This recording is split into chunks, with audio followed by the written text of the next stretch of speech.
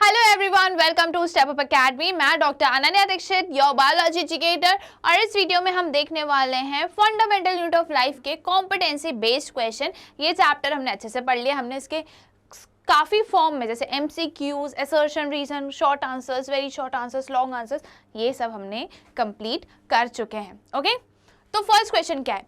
What would happen if the plasma membrane ruptures or breaks down? अब ये plasma membrane क्या है? Plasma membrane outer most layer होती है सेल की। अब ये पूछा गया अगर प्लाज्मा मेम्ब्रेन टूट जाए या फट जाए तो क्या होगा। अब हमें पता है कि सेल में कौन सी चीज़ अंदर आनी चाहिए, कौन सी सेल के बाहर जानी चाहिए, इसको कौन कंट्रोल करता है, इसको कौन परमिट करता है? Plasma membrane. ये सिलेक्टिवली परमिएबल मेम्ब्रेन होती है। ओके, अब ये रप्चर हो गई है तो एक्सचेंज ऑफ मटेरियल नहीं होगा। जो चीज़ अंदर आ रही है, जा रही है, ये सब चीज़ें नहीं होगी, सब्सटेंसेस का एक्सचेंज नहीं होगा। और क्या होगा? If the plasma membrane ruptures or break down, then the cell will not be able to exchange material from its surrounding. Okay, plasma membrane अगर rupture हो जाती है तो materials का exchange नहीं होगा। By diffusion और osmosis, diffusion osmosis मैं बता चुकी हूँ क्या होता है। Thereafter, the protoplasmic material will be disappeared and the cell will die. Okay? अब एक्सचेंज ही नहीं होगा मटेरियल का। जो तो प्रोटोप्लाज्मिक सेल के अंदर का जो कंटेंट होता है उसको हम क्या बोलते हैं? Protoplasmic content. ओके, वो ही डिसअपियर हो जाएगा, वो गायब हो जाएगा और इवेंचुअली क्या होगा? Cell death. ओके, तो इसलिए प्लाज्मा मेम्ब्रेन होना जरूरी है। Next question, What would happen to the life of a cell if there was no Golgi apparatus? अगर Golgi apparatus नहीं होगा तो सेल का क्या होगा? सेल का क्या होगा? Golgi apparatus जो है वो क्या करता है? मटेरियल्स को स्टोर करता है, मॉडिफाई करता है, पैक करता है और डिस्पैच करता है। वो सेल के अंदर तो डिस्पैच करता है, ये जहाँ पे भी सेल को ज़रूरत होती है, बट ये सेल के बाहर भी ट्रांसपोर्ट करता है। कौन करता है? Golgi apparatus। अब Golgi apparatus नहीं होगा तो ये सारे काम नहीं हो पाएंगे। Okay, Golgi apparatus has a function of storage, modification and packaging of the products.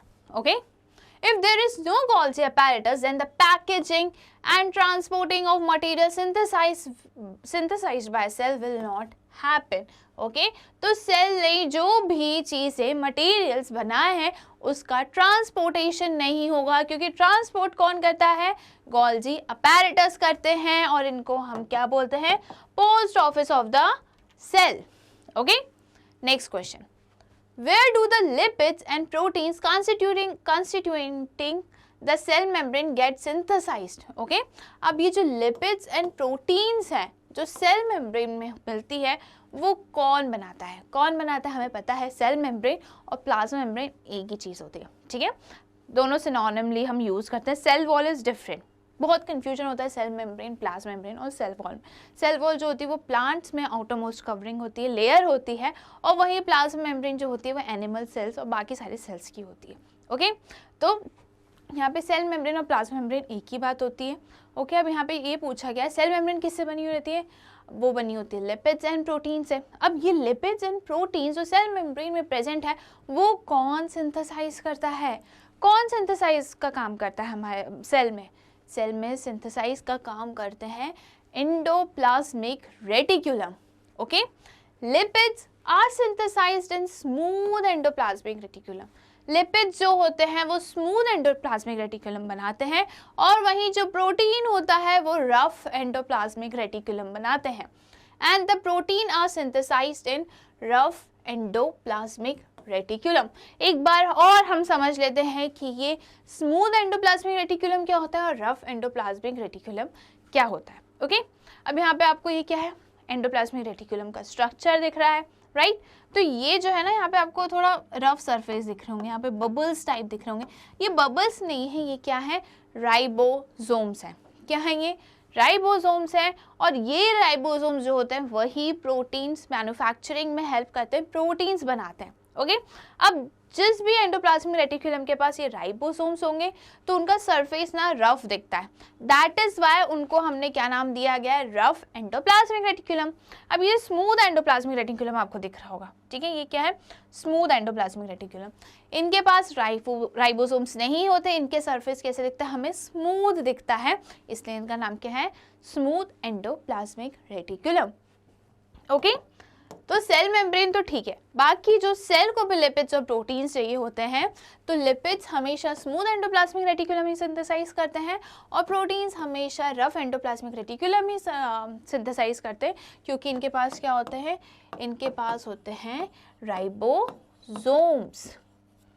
Okay, क्या होते हैं इनके पास, राइबोसोम्स। नेक्स्ट क्वेश्चन पे हम चलते हैं।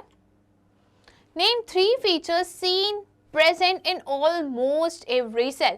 यहाँ पे क्या बोला गया है कि ऐसी 3 चीजें हमें बतानी है जो ऑलमोस्ट मतलब काफी सारे सेल में, ज्यादा से ज्यादा सेलों में प्रेजेंट होती है। जरूरी नहीं कि सारे सेल्स में प्रेजेंट हो, पर नॉर्मली जनरली ये 3 चीजें सब सेल में, सारे सेल्स में प्रेजेंट होती हैं। ओके, तो कौन से 3 फीचर्स होते हैं, एक होता है हमारा साइटोप्लाज्म, ओके, एक होता है nucleus and the last one is plasma membrane.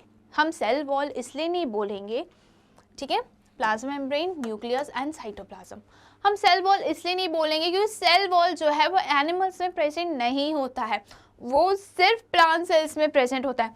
वहीं जो प्लाज्मा मेम्ब्रेन, न्यूक्लियस और साइटोप्लाज्म है वो ऑलमोस्ट हर सेल में हमें देखने को मिलता है। ओके, अगर हम बात करें कि न्यूक्लियस किस में नहीं होता है, तो न्यूक्लियस जो हमारी बॉडी में रेड ब्लड सेल्स होते हैं उसमें नहीं होता है, सीव ट्यूब होते हैं उनमें नहीं होता है। ओके, अभी प्लाज्मा मेम्ब्रेन जो है ये तो आउटर मोस्ट लेयर है, सिलेक्टिवली परमिएबल होती है, परमिट करती है एक्सचेंज ऑफ मटेरियल्स का। ओके, और न्यूक्लियस की हमने बात कर ली, न्यूक्लियस में क्या होता है, जेनेटिक इन्फॉर्मेशन होती है, genetic material, DNA, chromosomes, chromatin, genes सब कहाँ होते हैं, न्यूक्लियस में होते हैं। ओके, अब ये साइटोप्लाज्म क्या होता है, न्यूक्लियस को छोड़ के जो सेल के अंदर का फ्लूइड पार्ट होता है that is known as cytoplasm, और इन्हीं साइटोप्लाज्म में प्रेजेंट होते हैं क्या, सेल ऑर्गेनेल्स। कौन से cell organelles, mitochondria, endoplasmic reticulum, lysosomes, Golgi apparatus, ये सब इन्हीं साइटोप्लाज्म में प्रेजेंट होते हैं। ओके, यहाँ पे सेल मेम्ब्रेन दिया है, सेल मेम्ब्रेन मतलब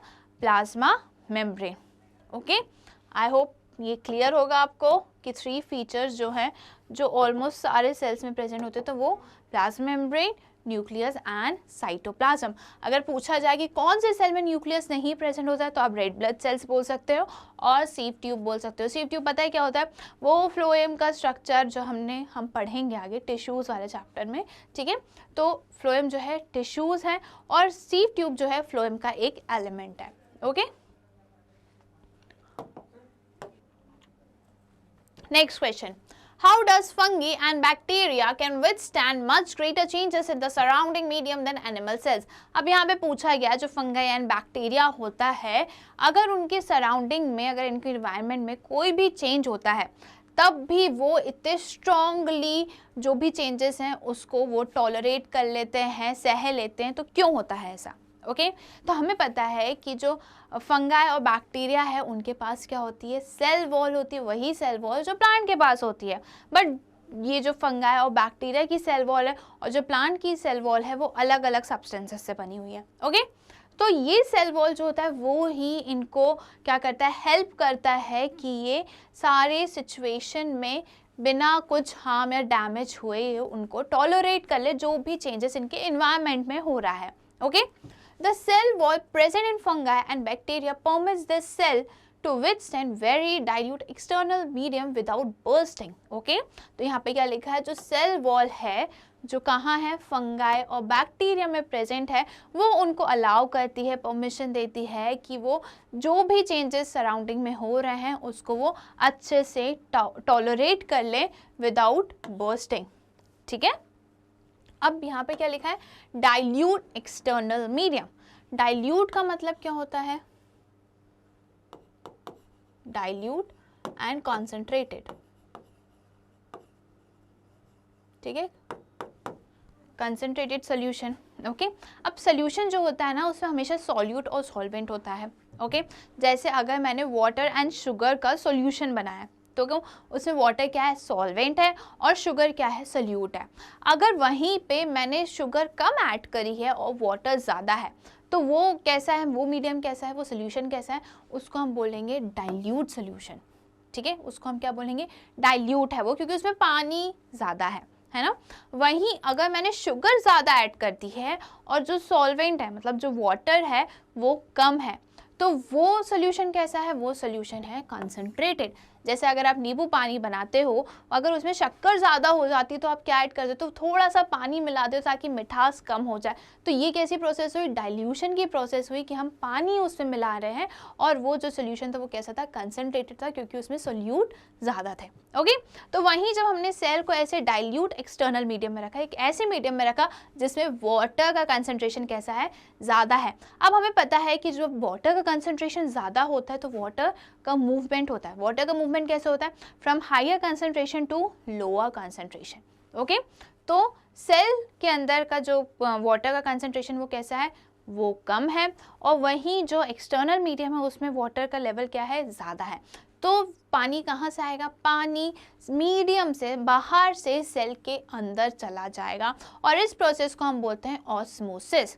okay, movement of water from higher concentration to lower concentration through a semi permeable membrane. ठीक है, तो उसको हम क्या बोलते हैं, osmosis. Now the cell takes up water by osmosis, swells and builds up pressure against the cell wall.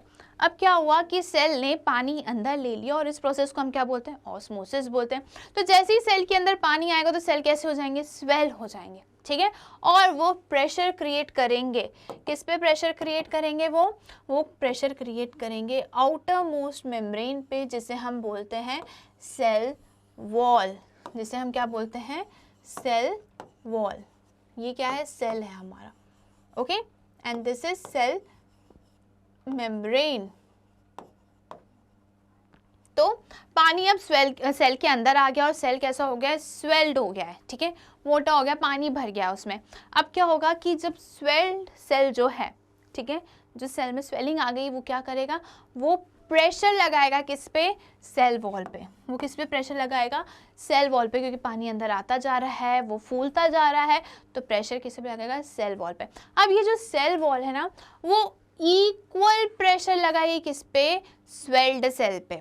ठीक है, जितना प्रेशर सेल वॉल पे लगाएगी, सेल वॉल उतना ही प्रेशर किस पे लगाएगी, सेल पे लगाएगी, जो स्वेल्ड सेल है उस पे। ठीक है, the wall exerts an equal pressure against the swollen cell.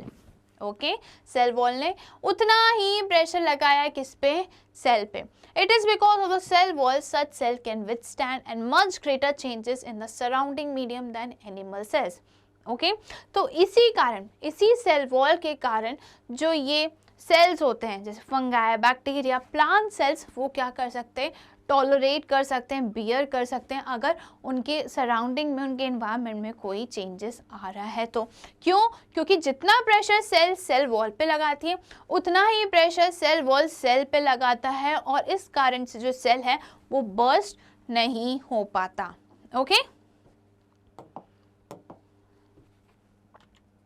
तो यहाँ पे जो है हमारा फंडामेंटल यूनिट ऑफ लाइफ के कॉम्पिटेंसी बेस्ड क्वेश्चंस होते हैं कंप्लीट। ऐसी और वीडियोस देखने के लिए आज ही स्टेप अप अकेडमी को सब्सक्राइब करिए, जहाँ पे आपको मिलता है केजी से लेकर 12 तक के सारे सब्जेक्ट्स के सारे वीडियोस फ्री। साथ ही साथ नीट, जेईई, सीयूईटी की भी प्रिपरेशंस होती हैं। Thank you.